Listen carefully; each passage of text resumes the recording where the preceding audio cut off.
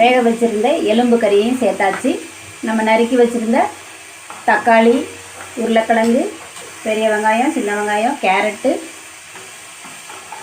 மல்லி இலை எல்லாத்தையும் இதில் சேர்த்தாச்சு. கொஞ்சம் ஒரு 4-5 வெள்ளைப்பூடு தோலோட தட்டி வச்சுருக்கேன், அதையும் இதில் சேர்த்துக்கலாம்.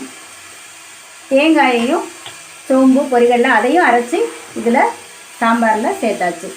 இனி சாம்பார் பொடி, காரம் அவங்கவுங்களுக்கு தேவையான அளவு சேர்த்துக்கோங்க.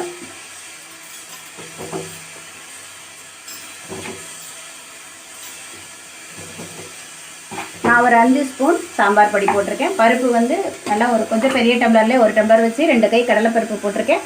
அதுக்கு தகுந்த மாதிரி 100 எலும்பு போட்டிருக்கேன், எலும்பு கறி.